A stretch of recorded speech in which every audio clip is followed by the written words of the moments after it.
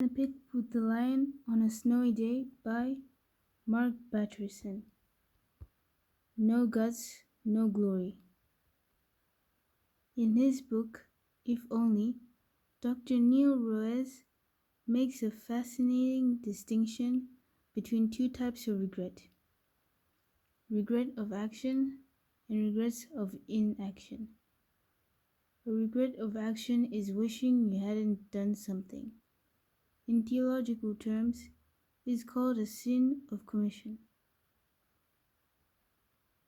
A regret of inaction is wishing you had done something. In theological terms, it's a sin of omission. I think the church has fixated on sins of commission for far too long. We have a long list of don'ts. Think of it as holiness by subtraction. We think holiness is a byproduct of subtracting something from our lives that shouldn't be there. And holiness certainly involves subtraction, but I think God is more concerned about sins of omission, those things we could have and should have done. It's holiness by multiplication. Goodness is not the absence of badness. You can do nothing wrong and still do nothing right. Those who simply run away from sin are half Christians. Our calling is much higher than simply running away from what's wrong. We're called to chase lions. There is an old aphorism: no guts, no glory.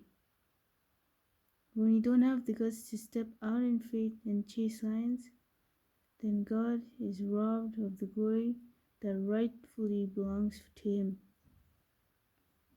Is anybody else tired of reactive Christianity that is more known for what it's against than what it's for? Lion chasers are proactive. They know that playing it safe is risky. Lion chasers are always on the lookout for God-ordained opportunities. Maybe we've mismeasured spiritual maturity the wrong way. Maybe following Christ isn't supposed to be as safe or as civilized as we've been led to believe. Maybe Christ was more dangerous and uncivilized than our Sunday school flannel graphs portrayed. Maybe God is raising up a generation of lion chasers. In this book, I will introduce you to some of the lion chasers I know.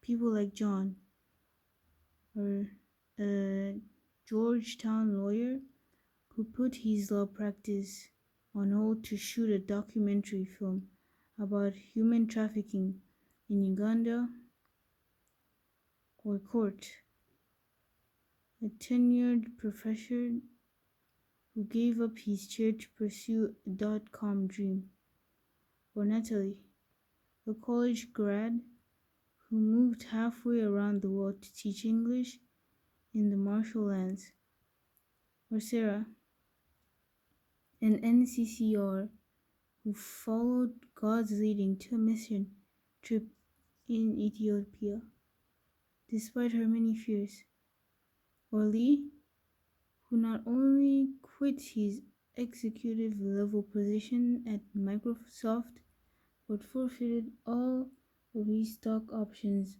to plant a church, or Greg, a political neophyte who decided to throw his hat in the ring and run for a congressional seat. Most of us applaud lion chasers from the sidelines. Good for them. We're inspired by people who face their fears and chase their dreams.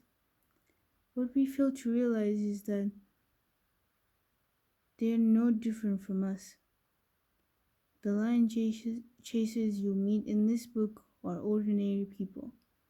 They put their pants on one leg at a time like everybody else. Most of them were scared to death when they bought the plane ticket or handed in their resignation, weighing the pros and cons caused some ulcers along the way,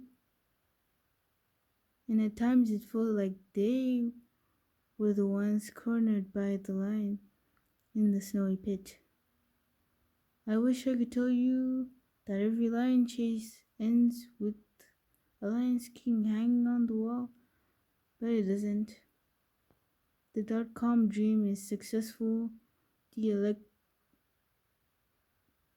.com dreamer is successful beyond his wildest dreams, but the guy with the political aspiration lost the election. However, both of them are lion chasers in my book. What sets the lion chasers apart isn't the outcome, it's the courage to chase God-sized dreams. Lion chasers don't let their fears or doubts keep them from doing what God has called them to do.